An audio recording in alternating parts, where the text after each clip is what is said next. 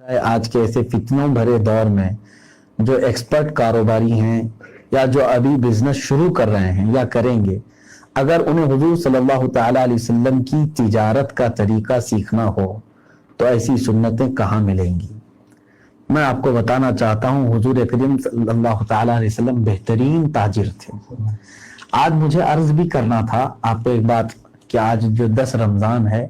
ہم سب کی ماں سیدہ خدیجۃ الکبریٰ رضی اللہ تعالیٰ عنہا کا آج یوم وصال بھی ہے 10 رمضان کو۔ ام المومنین سیدہ خدیجۃ الکبریٰ رضی اللہ تعالیٰ عنہا مکہ کی سب سے بڑی تاجرہ تھیں، آپ کو سیدۃ التجار کہتے تھے، تاجروں کی سردار، اور آپ کا ہی مال لے کر کے میرے آقا صلی اللہ علیہ وسلم تجارت پر جاتے تھے۔ کئی مرتبہ آپ نے باہر ملکوں کا سفر کیا، ملک شام کا، اور حضرت خدیجۃ الکبریٰ رضی اللہ تعالیٰ عنہا حضور صلی اللہ علیہ وسلم کی حکمت اور طریقے دانائی تجارت کے بہت سارے ٹپس، ان چیزوں کو دیکھ کر کے ہی متاثر ہوئی بہت، باقی دیگر اسباب بھی تھے، اور اس کے باوجود سیدہ خدیجۃ الکبریٰ رضی اللہ تعالیٰ عنہا کو اس زمانے میں بڑے بڑے سرداروں نے نکاح کا پیغام بھیجا تھا، ابو جہل نے بھی بھیجا تھا، اور کئی لوگ ہیں، ابو سلط نام کا ایک شخص، اس نے بھیجا تھا، بڑے بڑے لوگوں نے، آپ نے کسی کے بھی نکاح کے پیغام کا جواب نہیں دیا۔ اور یہاں رسول کریم صلی اللہ علیہ وسلم کو خود حضرت خدیجۃ الکبریٰ نے پیشکش کی، اپنی ایک سہیلی نفیسہ جن کا نام تھا، ان کے ذریعے سے حضور صلی اللہ تعالیٰ علیہ وسلم کے تجارت کے معاملات اتنے ہیں، اس کے متعلق کتاب میں آپ کو مل جائے گا۔ صاحب نے ہم سے پوچھا ہے کیا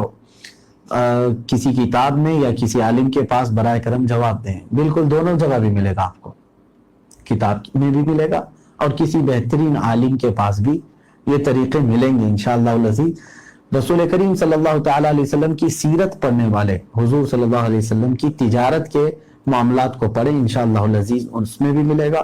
اور خاص طور پر آپ کو اگر بہت ساری چیزیں تجارت کے معلوم کرنا ہو تو فقہ اسلامی پڑھنا ہوگا آپ کو، کیونکہ ہمارے ہاں جب عالم کورس کی کتابیں پڑھائی جاتی ہیں تو ایک کتاب ہے ہدایہ، کتاب فقہ کی بڑی کتاب، فقہ حنفی کی، ایک اس کی 2 جلدیں ہیں، بڑی بڑی 2 پارٹ ہیں۔ ایک جلد میں نماز، روزہ، حج، زکوٰۃ سب معاملات آ گئے ایک جلد میں، اور دوسری جلد میں پورے کے پورے بیع و شراء یعنی خرید و فروخت، تجارت کے سارے معاملات اس میں ہیں۔ تو ظاہر سی بات ہے وہ فقہ اگر آپ پڑھیں گے اس میں ساری چیزیں، پارٹنرشپ کیسے کر سکتے ہیں آپ، یا مزاربت ہے، شراکت ہے،